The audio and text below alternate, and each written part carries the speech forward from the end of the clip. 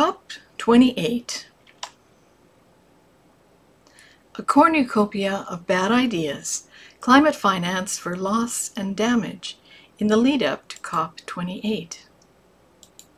Hi, I'm Michelle Sterling for Friends of Science Society, and I'd like to walk you through a recent report by Robert Lyman, which is all about the pre-COP28 meetings, where they're trying to figure out how to come up with more climate financing in a world that's really struggling to meet its daily financial obligations.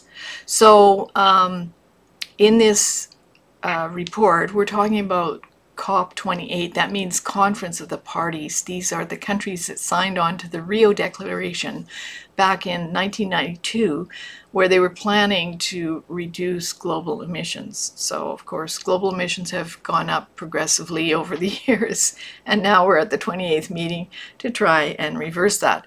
But a key part of this meeting will be financing for quote-unquote loss and damage. This means that developing nations are demanding from wealthy countries, wealthy industrialized countries like Canada, which are deemed to be the climate villains causing extreme weather events, that we would have to pay for whatever loss and damages are happening in those other countries. So we're not all on board with that notion, but it's you'll see how complicated it's getting. And a recent meeting in advance of COP28 tried to bring those things into focus. So you may have seen this in the news. Money talks. The federal environment minister calls on businesses, banks to fight climate change. And Minister Guilbeault was taking part in meetings with China and the EU ahead of COP28, which will be in the fall. And now Ottawa is allocating $450 million to the world's largest climate fund, the Green Climate Fund. But the Green Climate Fund is not the Loss and Damages Fund. It's something different.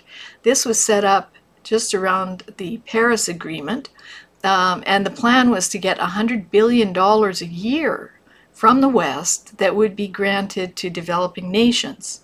Robert Lyman did this report, Who Cuts, Who Pays, in 2015. It's on our website if you want to have a historical retrospective. So, some key points about the Green Climate Fund. There's no accountability for the use of funds. Developing nations can access the fund, meaning countries like wealthy Saudi Arabia or China, now hot on the heels of the US as the world's largest economy, can apply for funding.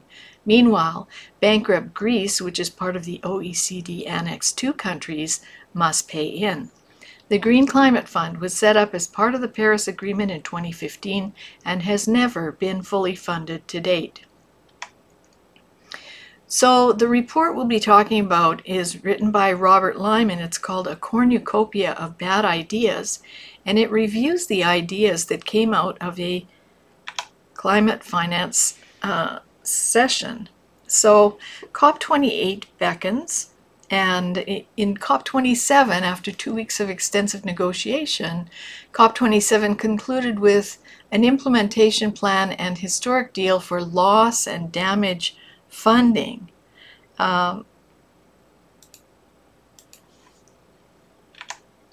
So they're having a number of meetings in advance trying to figure out how to pull together this extra money. So this was one that was recently held, and this is the subject of Robert's report.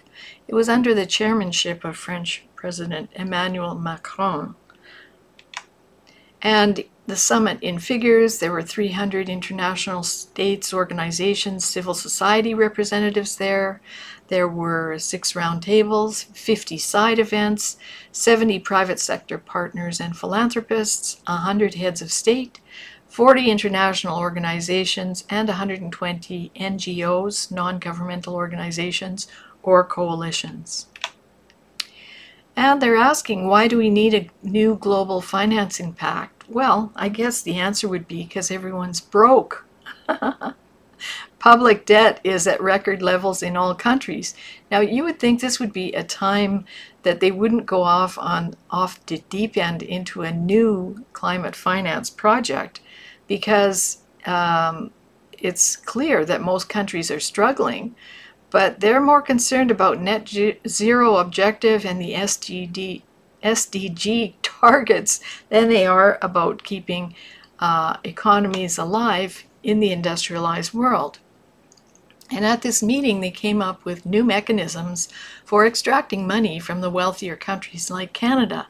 So their ideas are a fossil fuel extraction levy, a global tax on all oil, gas, and coal producers, an air passenger ticket levy, a tax on every international and domestic passenger trip, a levy on all international shipping based on each ship's consumption of heavy fuel oil, a tax on oil and gas industry windfall profits resulting from sudden increases in world prices, a financial transaction tax on all financial instruments such as bonds, stocks, options, derivatives, and currency exchanges, a stock buyback tax imposed when a company purchases its shares of its own stock on the public market, and a special tax on wealthy individuals. Now, Robert writes that there are irreconcilable positions between the OECD countries and the rest. So the problem is that one group keeps raising the ante in terms of the amounts demanded, and the other grudgingly agrees to discuss such funding in principle, while refusing in practice to go beyond what the public in the OECD countries find tolerable. So that means you and me, we're the public. And just to let you know how concerned these people are about climate change, there will be over 1,000 meetings that will take place around the world in advance of COP28. And they're all flying there, of course. So, a new extraction industry. These institutes have come up with new mechanisms for extracting money from the wealthier countries like Canada. The fossil fuel extraction levy. Now, I'm not going to read every bit of this. You can read it in the report yourself. I just want to go over the highlights with you. So they figure that if applied at a global rate of US $6 per ton in all jurisdictions, it could allegedly raise $150 billion per year US dollars. The air passenger ticket tax. In 2014, the group of least developed countries proposed such a levy at a flat rate of US $5 per economy passenger and $10 US per business passenger, which they thought could raise between $8 billion and $10 billion US annually. By the way, France already has such a tax. The International Maritime Organization, GHG levy. Studies of this idea by the World Bank indicate that in a scenario of full decarbonization by 2050, revenues from a US $100 per ton of carbon dioxide equivalent levy could total between $1 trillion and $2 trillion US, or $60 billion US per year. A tax on windfall fossil fuel profits. A windfall profit tax would be levied on all unforeseen large profits obtained thanks to special economic conditions, which can be regarded as excessive or unfairly obtained.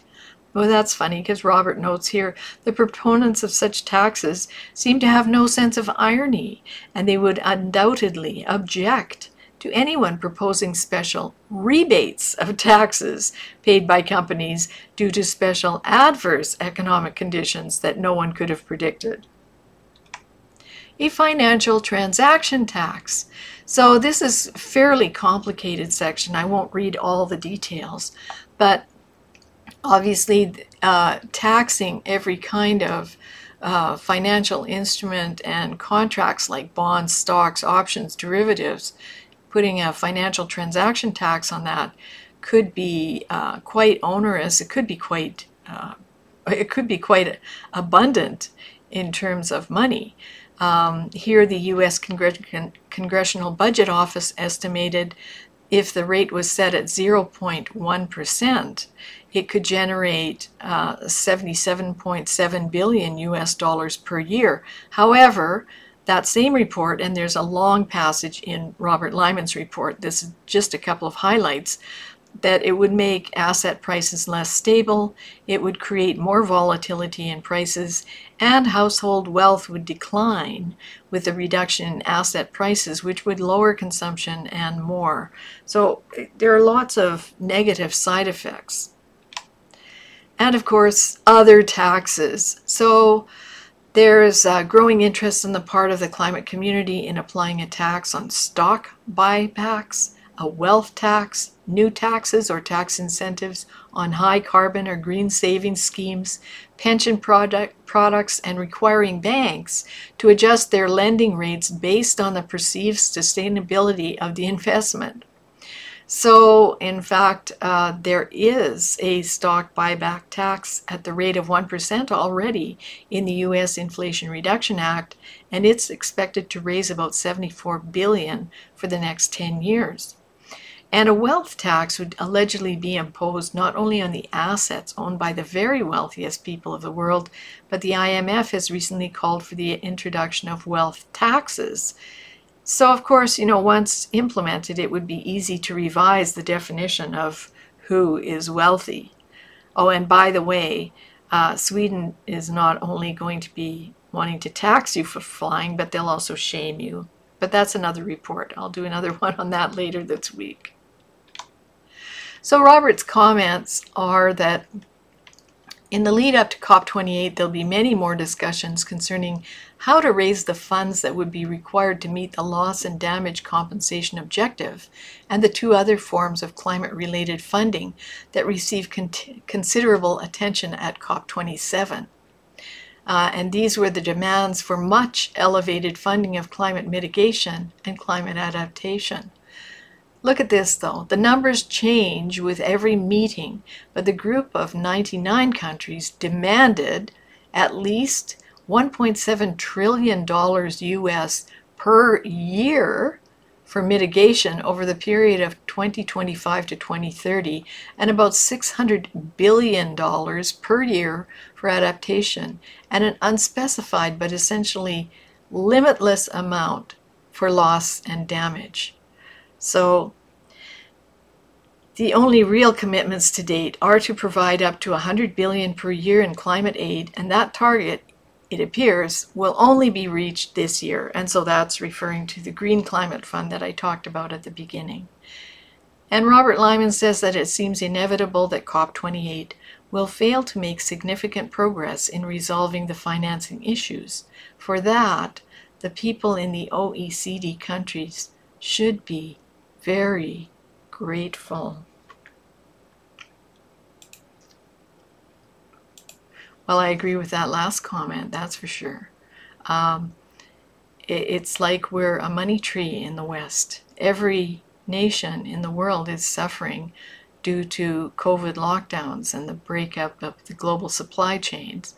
So now is not the time to be dancing off into utopia, trying to come up with $1.5 trillion or $1.7 trillion a year for loss and damage, when, of course, if you look at the science, it doesn't indicate that the industrial West is responsible for any loss or damage anywhere in the world in terms of climate change.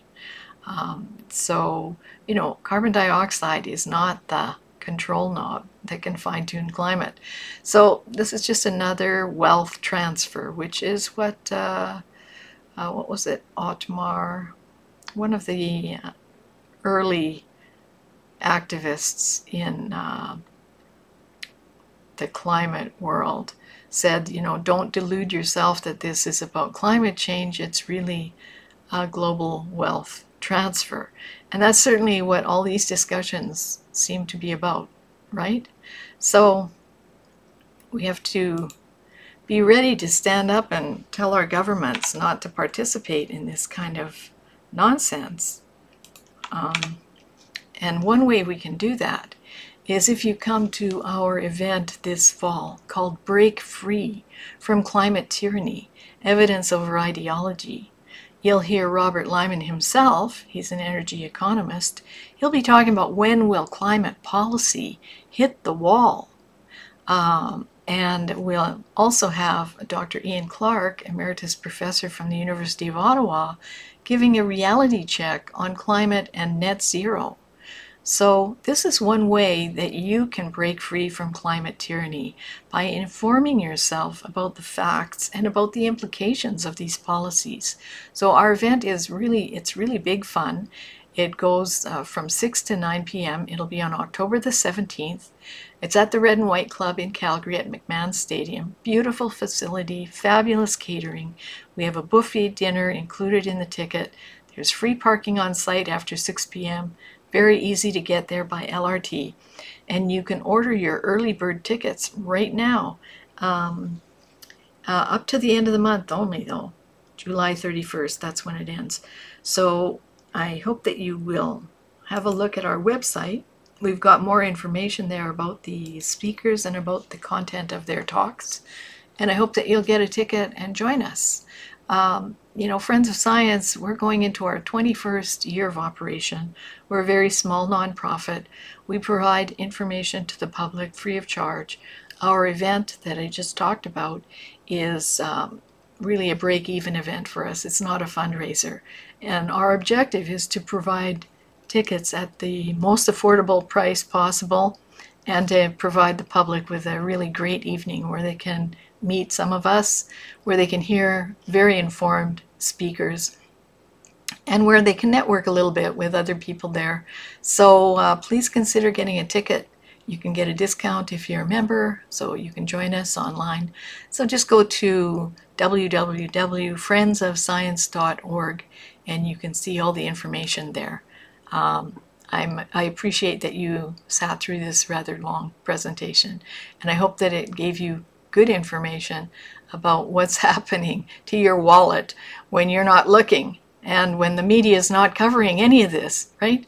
So maybe you should rustle up the media as well, phone them up and ask them, hey, where's the coverage of this meeting that was held recently? See if you can get them to do some work, the work that we do, for pennies on the dollar, while they get lots and lots of funding from the government. So, Friends of Science Society, I'm Michelle Sterling. Thanks very much for joining this conversation, and I look forward to seeing you at Break Free from Climate Tyranny, Evidence over Ideology, this fall, October 17th, at 6 p.m. at the Red and White Club at McMahon Stadium in Calgary.